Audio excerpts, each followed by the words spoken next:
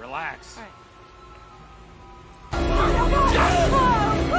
Movie start होती है और हमें रोबिन नाम की एक औरत को दिखाया जाता है जो कि न्यूयॉर्क की एक मैगजीन कंपनी में काम किया करती थी। अब इसके बाद ये अपनी कंपनी में पहुंच जाती है जहां हमें कंपनी की ओनर मार्जरी को दिखाया जाता है और ये अपनी कंपनी में हो रहे काम से खुश नहीं होती और इसलिए वो इस टॉपिक पर रोबिन से भी डिस्कस करती है। अब यहाँ पर रोबिन और मार्जरी आपस में बात कर ही रहे होते हैं कि तभी रोबिन को एक फूलों का गुलदस्ता मिलता है। ये गुलदस्ता रोबिन के बॉयफ्रेंड फ्रैंक मार्टिन ने भेजा होता है और साथ ही वो उसे अपने साथ रात के डिनर के लिए इन्वाइट भी करता है। अब इसके बाद हमें रात का सीन दिखाया जाता है जहाँ पर हमें रोबिन और मार्टिन को एक साथ दिखाया जाता है, जहाँ पर मार्टिन रोबिन को एक सरप्राइज देता है। वो उससे कहता है कि मैं तुम्हें 6 दिन और 7 रातों के लिए एक आइलैंड पर लेकर जाने वाला हूँ। अब ये बात सुनकर रोबिन काफी ज्यादा हैरान होती है और साथ ही वो काफी खुश भी होती है। अब इसके अगले दिन मार्टिन रोबिन को अपने साथ लेकर एक प्राइवेट एयरपोर्ट तक पहुंच जाता है, जहां पर मार्टिन उस आइलैंड तक जाने के लिए एक प्लेन बुक करने के लिए जाता है जो कि उन्हें उनकी डेस्टिनेशन तक पहुंचा दे। अब इसके बाद रोबिन पायलट के पास पहुंचती है और उसका नाम क्वीन हैरिस होता है। अब वो यहाँ पर रोबिन को बताता है कि हाँ, मैं चलने के लिए तो पूरी तरह से तैयार हूँ, लेकिन मुझे पहले अपने प्लेन को पूरी तरह से सवारियों से भरना होगा और इसके बाद हम यहाँ से निकलेंगे। अब यहाँ पर रोबिन प्लेन की हालत को देखकर कहती है कि क्या ये हमें उस आइलैंड तक ले जा पाएगा, क्योंकि ये प्लेन तो एकदम कबाड़ है। जहाँ पर पायलट क्वीन उससे कहता है कि तुम चिंता मत करो, प्लेन एकदम ठीक है। अब यहाँ पर रोबिन का बॉयफ्रेंड फ्रैंक भी उससे कहता है कि चिंता मत करो, पहुंच जाएंगे हम अपनी जगह पर। और इसके बाद ये लोग उस प्लेन में सवार हो जाते हैं। अब ये लोग अपने प्लेन से उड़ान भरने वाले होते हैं कि तभी यहाँ पर एक खूबसूरत सी महिला जिसका नाम एंजेलिका होता है वो यहाँ पर पहुंच जाती है और अब इसके बाद ये लोग अपनी उड़ान भर देते हैं और अब ये लोग उस आइलैंड के एक रिजॉर्ट में पहुंच जाते हैं। अब इसके बाद हमें रात का सीन दिखाया जाता है जहाँ पर फ्रैंक रोबिन से कहता है कि ये हमारी तीसरी सालगिरह है एक दूसरे को जानने की। अब यहाँ पर फ्रैंक रोबिन को प्रपोज करता है और रोबिन इसके लिए हाँ कर देती है। अब यहाँ पर फ्रैंक रोबिन से 1 सेकंड का कहकर उसके लिए बेल लेने के लिए चला जाता है। अब इसके बाद क्वीन यहाँ पर पहुंचता है और वो यहाँ आकर रोबिन के साथ फ्लर्ट करने लगता है।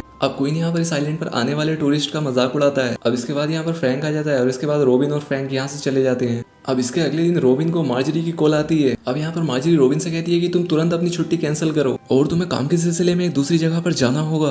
अब यहाँ पर रोबिन को न चाहते हुए भी उसकी बात माननी पड़ती है। अब यहाँ पर रोबिन क्वीन के पास आती है और वो उससे कहती है कि तुम मुझे एक आइलैंड पर लेकर चल सकते हो क्या, लेकिन यहाँ पर क्वीन उसे ले जाने के लिए मना कर देता है। अब इसके बाद रोबिन उससे कहती है कि मैं तुम्हें इस काम के लिए बहुत ही ज्यादा पैसे दूंगी और अब ये बात सुनकर क्वीन उसके साथ जाने के लिए तैयार हो जाता है। अब यहाँ पर रोबिन का बॉयफ्रेंड मार्टिन उससे काफी ज्यादा नाराज होता है। वो उससे कहता है कि मैंने तुम्हें रात ही प्रपोज किया और तुम आज मुझे छोड़कर जा रही हो, जिस पर रोबिन उससे कहती है कि तुम चिंता मत करो, मैं जल्द ही वापस आ जाऊंगी और फिर सब कुछ ठीक हो जाएगा। अब इसके बाद रोबिन और क्वीन अपनी अगली जर्नी के लिए यहाँ से निकल पड़ते हैं, जिस पर रोबिन क्वीन से फिर से कहती है कि क्या तुम्हारा ये कबाड़ हमें आगे ले जा पाएगा या नहीं, जिस पर क्वीन उससे कहता है कि ठीक है, तुम मेरे प्लेन से वहां पर मत जाओ, लेकिन क्या तुम्हारे पास कोई दूसरा ऑप्शन है वहां पर पहुंचने का। अब इसके बाद ये दोनों यहाँ से उड़ान भरते हैं। अब रास्ते में रोबिन क्वीन को अपनी मैगजीन दिखाती है और उससे कहती है कि ये सब मैंने लिखी है, जिस पर क्वीन उसकी तारीफ करते हुए कहता है कि हाँ, ये काफी अच्छी है। अब जैसे ही ये लोग अपने प्लेन से आगे बढ़ते हैं कि तभी मौसम खराब होने लगता है। अब दूसरी तरफ हमें रोबिन के बॉयफ्रेंड फ्रैंक को दिखाया जाता है जो कि रात में उसी रेस्टोरेंट में डिनर कर रहा होता है और वो यहाँ पर एंजेलिका को डांस करते हुए देखता है और उसे पसंद करने लगता है।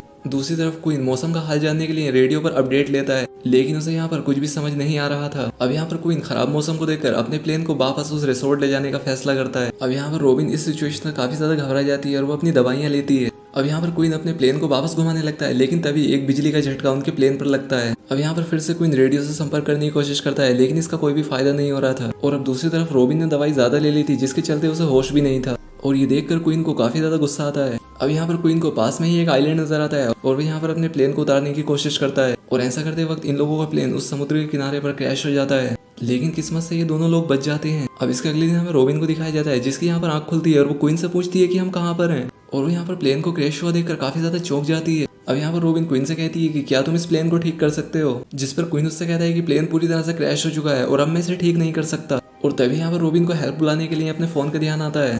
अब यहाँ पर रोबिन कॉल करने की कोशिश करती है, लेकिन इस आइलैंड पर कोई भी सिग्नल नहीं आ रहा था। अब यहाँ पर क्वीन प्लेन में से कुछ जरूरी सामान लाकर बाहर रख देता है और इसके बाद वो रोबिन के पास आकर बैठता है और उसे बताता है कि कल रात आखिर उनके साथ ये सब कैसे हुआ। अब यहाँ पर क्वीन उससे कहता है कि अगर हमें यहाँ पर किसी की हेल्प ना आ सकी तो हम यहाँ पर काफी दिनों तक भी फंसे रह सकते हैं। अब ये बात सुनकर रोबिन उससे अपने दिए हुए पैसे वापस मांगती है जो कि उसने उसे इस ट्रिप के लिए दिए थे। अब इसके बाद क्वीन रोबिन के प्लेन में जाती है और उसे यहाँ पर एक लाइफ बोट मिलती है और वो सोचती है कि मैं इसका इस्तेमाल करके यहाँ से बाहर निकल सकती हूँ, लेकिन क्वीन उससे कहता है कि तुम्हारा आइडिया तो काफी अच्छा है, लेकिन तुम सिर्फ एक लाइफ बोट के सहारे इतना लंबा सफर तय नहीं कर पाओगी। अब दूसरी तरफ रिजॉर्ट में फ्रैंक को रोबिन की बॉस की कॉल आती है और वो इससे यहाँ पर पूछती है कि आखिर रोबिन कहाँ पर है। अब इसके बाद यहाँ पर फ्रैंक और एंजेलिका को भी उनकी चिंता होने लगती है कि आखिर वो अपनी डेस्टिनेशन तक पहुंचे क्यों नहीं। अब वो इस रिसोर्ट से इस बारे में जानकारी लेने की कोशिश करते हैं, लेकिन उन्हें यहाँ से कुछ पता नहीं चल पाता। दूसरी तरफ आइलैंड पर जब ये दोनों कुछ पानी लेने के लिए जा रहे होते हैं तो क्वीन और रॉबिन एक दूसरे से वो बातें बताती हैं जो उन्हें पसंद नहीं है। दूसरी तरफ फ्रैंक और एंजेलिका उनकी जानकारी के लिए एक रेस्क्यू पायलट टॉम मार्लो और उसके साथी पायलट रिकी से मिलते हैं और उन्हें ढूंढने के लिए यहाँ से जाने लगते हैं। अब दूसरी तरफ हमें क्वीन और रॉबिन को दिखाया जाता है जो कि उस आइलैंड के जंगलों से गुजरते हुए एक झरने के पास पहुंच जाते हैं और तभी यहाँ पर रॉबिन को एक जंगली स्वर दिखाई देता है जिससे वो डर कर पानी के अंदर चली जाती है। लेकिन यहाँ पर रॉबिन को जल्दी पता चलता है कि इस पानी के अंदर कुछ गड़बड़ है।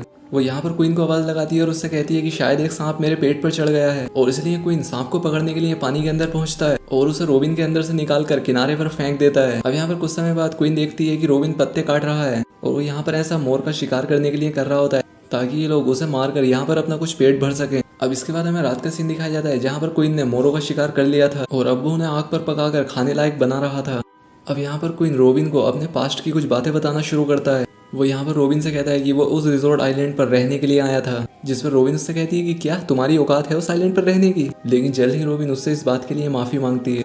अब ये लोग यहाँ पर अपना खाना भी खा चुके थे और इसके बाद ये लोग यहाँ पर सो जाते हैं। अब अगले दिन रॉबिन की आंख खुलती है और वो अपने ऊपर एक प्लेन की आवाज को सुनती है। अब यहाँ पर रॉबिन क्वीन को जगाने की कोशिश करती है लेकिन रॉबिन नहीं जागता और इसके बाद रॉबिन उसकी फ्लेयर गन ले लेती है। अब यहाँ पर रॉबिन उसमें आग लगाने की कोशिश करती है लेकिन क्वीन नींद में होता है इसलिए वो रॉबिन को धक्का दे देता है जिसके चलते वो फ्लेयर गन एक पेड़ में जाकर लगती है। अब यहाँ पर क्वीन जाग जाता है और वो रॉबिन पर गुस्सा करता है कि तुमने आखिर उसका इस्तेमाल क्यों कर दिया और यहाँ पर इन दोनों के बीच बहस शुरू हो जाती है। अब वो यहाँ पर इस गलती के लिए एक दूसरे को दोषी ठहराते हैं। दूसरी तरफ एंजेलिका और फ्रैंक भी रॉबिन को ढूंढ रहे होते हैं। दूसरी तरफ हमें इन दोनों को दिखाया जाता है जो कि एक पहाड़ की चोटी पर चढ़ रहे होते हैं ताकि इन्हें वहां पर चढ़कर कोई हेल्प मिल सके। अब ये लोग उस पहाड़ी पर चढ़ाई कर ही रहे होते हैं कि तभी इनके नीचे की जमीन टूट जाती है और इससे ये लोग एक गुफा के अंदर गिर जाते हैं। अब इसके बाद क्वीन रॉबिन को यहाँ से बाहर निकालता है और इसके बाद ये लोग फिर से उस पहाड़ पर चढ़ाई करना शुरू कर देते हैं और इसके बाद ये लोग उस पहाड़ की पीक पर पहुंच जाते हैं और यहाँ पर इन्हें पता चलता है कि दूसरी तरफ भी हेल्प के लिए कोई चांस नहीं है क्योंकि यहाँ से दूर दूर तक कुछ भी दिखाई नहीं दे रहा था। यहाँ पर क्वीन रॉबिन से कहता है कि तुम चिंता मत करो, हम यहाँ से जरूर बाहर निकलेंगे। वो उससे कहता है कि तुम अपनी हिम्मत मत हारो क्योंकि मुझे तुम्हारी जरूरत है। अचानक से रॉबिन को कुछ दूरी पर एक बोट दिखाई देती है। अब यहाँ पर क्वीन रॉबिन से कहता है कि हमें सुबह तक उस बोट तक पहुंचना ही होगा और इसके बाद ये लोग उस पहाड़ से नीचे उतर आते हैं। अब इसके बाद रात में ही दोनों अपनी लाइफ बोट में बैठ जाते हैं और उस नाव तक पहुंचने की कोशिश करते हैं। अब इसके बाद सुबह होती है और रॉबिन क्वीन से उसके और एंजेलिका के रिश्ते के बारे में पता करती है। वो यहाँ पर उसे अपनी पहली पत्नी के बारे में बताता है। वो उससे कहता है कि उसने मुझे मेरे ही सबसे अच्छे दोस्त के साथ अफेयर करके मुझे ही छोड़ दिया। अब यहाँ पर रॉबिन को एक और नाव दिखाई देती है। अब इसके बाद रॉबिन उस नाव को देखता है और वो पाता है कि ये लोग कोई आम इंसान नहीं है बल्कि समुद्री लुटेरे हैं। अब यहाँ पर क्वीन कहता है कि हमने गलत जहाज देख लिया और इतने में ही उन डाकुओं के जहाज में से एक रॉबिन और क्वीन को भी देख लेता है और अब इसके बाद वो रॉबिन और क्वीन को मारने के लिए उनका पीछा करने लगते हैं। अब इसके बाद रॉबिन और क्वीन भी यहाँ से भागना शुरू कर देते हैं। अब ये दोनों फिर से उस किनारे तक पहुंच जाते हैं लेकिन अब दूसरी तरफ वो समुद्री लुटेरे इनके पीछे पड़ चुके थे। अब ये दोनों को समुद्री लुटेरों पर अटैक कर देते हैं और ये ऐसा करने में कामयाब हो जाते हैं लेकिन आखिर में इन्हें पकड़ लिया जाता है। अब यहाँ पर रॉबिन समुद्री लुटेरों से झूठ बोलती है। वो कहती है कि उसके पास सोना है। अब जैसे ये लुटेरे उन दोनों को यहाँ से ले जाने लगते हैं कि तभी ये दोनों यहाँ से भाग जाते हैं और ये ऐसा करने में कामयाब हो जाते हैं। अब इसके बाद ये लोग उन डाकुओं से भागकर काफी ज्यादा आगे आ जाते हैं और तभी इनके सामने एक खाई आ जाती है जहाँ से रॉबिन कूदने से डरती है। अब इसके बाद यहाँ पर क्वीन उसे किस करता है और इसके बाद उसे पानी में धक्का दे देता है। अब इसके बाद ये लोग इस आइलैंड की दूसरी तरफ पहुंच जाते हैं और इसके बाद ये दोनों अपने आगे के सफर के लिए निकल पड़ते हैं और इसके बाद ये लोग एक ऐसी जगह पर पहुंच जाते हैं जहाँ पर द्वितीय विश्व युद्ध का एक प्लेन पड़ा होता है। दूसरी तरफ फ्रैंक और एंजेलिका अपने रिसोर्ट वापस आ जाते हैं और यहाँ पर एंजेलिका फ्रैंक को अपने साथ रात भर रहने के लिए कहती है लेकिन यहाँ पर फ्रैंक उसके साथ रात गुजारने के लिए मना कर देता है। दूसरी तरफ हम आइलैंड पर क्वीन और रॉबिन को दिखाया जाता है। यहाँ पर क्वीन रॉबिन से कहता है कि शायद हम एक दूसरे के लिए फीलिंग्स रखते हैं। रॉबिन उससे कहती है कि मैं इस आइलैंड पर क्रैश होने के लिए तुम पर कोई भी कार्रवाई नहीं करती और अब इसके बाद ये दोनों यहाँ पर सो जाते हैं। अब अगली सुबह क्वीन द्वितीय विश्व युद्ध के उस विमान को उस पेड़ से नीचे उतारता है। क्वीन रॉबिन से कहता है कि मेरे पास एक आइडिया है जिससे हम इस आइलैंड से बाहर निकल सकते हैं। दूसरी तरफ रिजॉर्ट में एंजेलिका को बताया जाता है कि हम रेस्क्यू के लिए फिर से जाने वाले हैं और अब इसके बाद एंजेलिका फ्रैंक को भी जगाती है और अब इसके बाद हमें पता चलता है कि फ्रैंक रात भर एंजेलिका के रूम में ही था। अब दूसरी तरफ क्वीन और एंजेलिका उस प्लेन के पुराने टूटे हुए हिस्से को लेकर नदी से होते हुए अपने प्लेन के पास जाने लगते हैं और साथ ही यहाँ पर क्वीन रॉबिन को अपने अतीत के बारे में भी बता रहा होता है। अब साथ ही ये लोग रास्ते में मजाक भी करते हैं और हंसते हुए अपने मंजिल की तरफ बढ़ रहे होते हैं। दूसरी तरफ हमें फ्रैंक को दिखाया जाता है जो कि एंजेलिका के साथ खाना खा रहा था। वो कहता है कि मुझसे बहुत बड़ी गलती हो गई जो मैं रात तुम्हारे साथ सो गया और इसलिए साथ ही वो एंजेलिका से माफी भी मांग रहा होता है। अब इतने में ही इन लोगों के पास उस रिजॉर्ट का मैनेजर आता है और वो यहाँ फ्रैंक से कहता है कि रॉबिन और क्वीन को ढूंढने का रेस्क्यू ऑपरेशन बंद कर दिया गया है। अब दूसरी तरफ क्वीन और रॉबिन उस आइलैंड पर अपने प्लेन के टूटे हुए हिस्से को फिर से बनाने के लिए यहाँ पर से जरूरी सामान इकट्ठा कर रहे होते हैं। अब ये लोग यहाँ पर तेजी से अपना काम करते हैं। अब ये लोग यहाँ से रस्सी से लकड़ी के टुकड़ों को उस विमान में जोड़ते हैं ताकि इस प्लेन को स्टेबल रखा जा सके। अब ये दोनों यहाँ पर मिलकर काफी ज्यादा लगन से काम करते हैं और जल्दी ही ये लोग इस प्लेन को पूरी तरह से तैयार कर देते हैं। अब इसके बाद ये लोग उस द्वितीय विश्वविद्यालय विमान का नीचे का हिस्सा अपने प्लेन में जोड़ते हैं और इसे यहाँ पर ये रस्सियों और बांस के सहारे से बांध देते हैं। अब इन लोगों को काफी समय तक काफी मेहनत करने के बाद ये लोग प्लेन को आखिरकार ऐसा बना लेते हैं जिससे कि इनका काम चल सके। लेकिन तभी यहाँ पर अचानक से वही समुद्री लुटेरे पहुंच जाते हैं और इन्हें चारों तरफ से घेर लेते हैं। अब ये दोनों जल्दी से उन समुद्री लुटेरों की बमबारी से भागने की कोशिश करते हैं। अब यहाँ पर हुई बमबारी के चलते क्वीन यहाँ पर घायल हो जाता है और रॉबिन उसकी हेल्प करने के लिए उसके पास आती है। अब यहाँ पर क्वीन अपने घायल हाथ से ही अपने आप को प्लेन के अंदर बैठा लेता है और इसके बाद ही यहाँ पर प्लेन को स्टार्ट करने की कोशिश करने लगता है। अब इनका विमान पानी के ऊपर से उड़ान भरना शुरू कर देता है और पीछे से वो समुद्री लुटेरे इन पर फायरिंग करते हैं। अब यहाँ पर क्वीन रॉबिन से कहता है कि तुम इस विमान में थोड़ी हवा भरने में मेरी हेल्प करो और इसके बाद रॉबिन इसकी हेल्प करती है और इसके बाद ये लोग उन समुद्री लुटेरों से बच जाते हैं और वो समुद्री लुटेरे इनके प्लेन पर निशाना लगाने के चक्कर में अपने जहाज पर ही कुछ बारूद गिरा लेते हैं जिसके चलते इनका पूरा जहाज ही ब्लास्ट हो जाता है। लेकिन अब क्योंकि क्वीन का काफी सारा खून बह चुका था और इसलिए वो रॉबिन को ही प्लेन उड़ाने के बारे में बताने लगता है ताकि अगर वो खुद बेहोश हो जाए तो रॉबिन इस प्लेन को संभाल ले। दूसरी तरफ रिजॉर्ट में लोगों को लग रहा होता है कि शायद अब क्वीन और रॉबिन मर चुके हैं और इसलिए ये लोग यहाँ पर उनका शोक मना रहे होते हैं। अब यहाँ पर जो भी लोग उनकी शोक सभा में शामिल होते हैं उसमें डेविड और एंजेलिका भी खड़े होते हैं। अब यहाँ पर रिजॉर्ट का ओनर स्पीच देना शुरू कर देता है।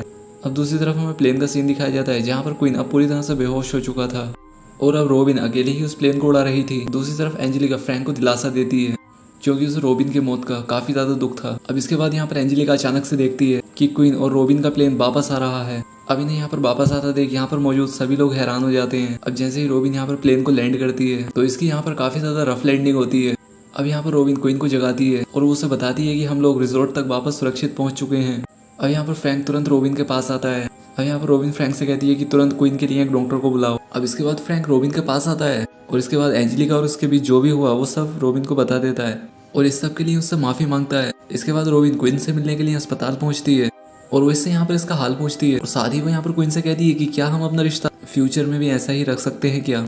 लेकिन यहाँ पर क्वीन उससे कहता है कि तुम मुझसे भी अच्छे किसी इंसान की हकदार हो क्योंकि मैं तो एक साधारण सा आदमी हूँ।